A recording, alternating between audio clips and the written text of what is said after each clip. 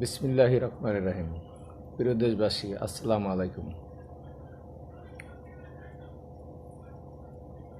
আওয়ামী লীগকে নিয়ে সমন্বয়ক এবং অন্তর্বর্তী সরকারের এবং বিএনপি জামাতের এত ভয় কেন?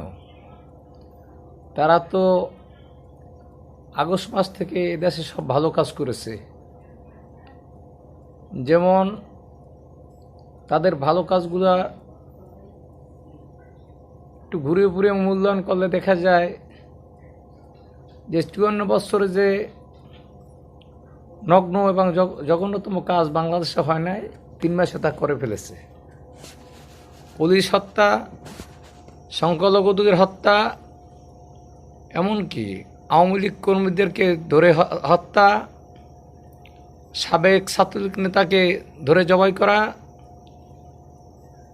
সাংবাদিকদেরকে অর্ধলঙ্ঘ করা এবং পৃথিবীর মধ্যে সবচেয়ে নিরাপদ জায়গা আদালতে আসামিদের গায়ে হাত দেওয়া, এটা সম্পূর্ণ মাস্টার প্ল্যান বিএনপি এবং জামাতের।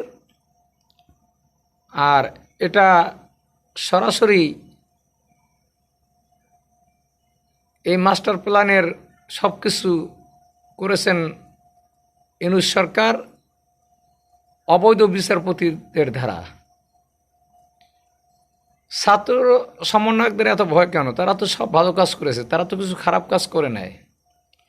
এখন আবার নূতন করে তারা একটা নাটক সাজিয়েছে যে আওয়ামী লীগ বা ইসকন তাদেরকে ট্রাক চাপা দিয়ে মেরে ফেলতে চেয়েছে, যে কারণে তারা বাংলাদেশের জনগণের কাছে একটু আপন হতে চেয়েছে।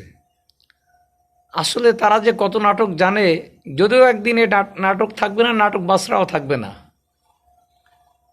কিন্তু নাটকের কোনো শেষ নাই তাদের।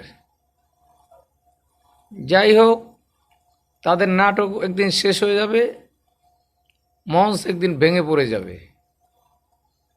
অতএব আমি বলবো যে নাটক করা বাদ দেন, ভালো হয়ে যান, সময় আছে, সময় থাকতে ভালো হয়ে যান। সবাইকে ধন্যবাদ।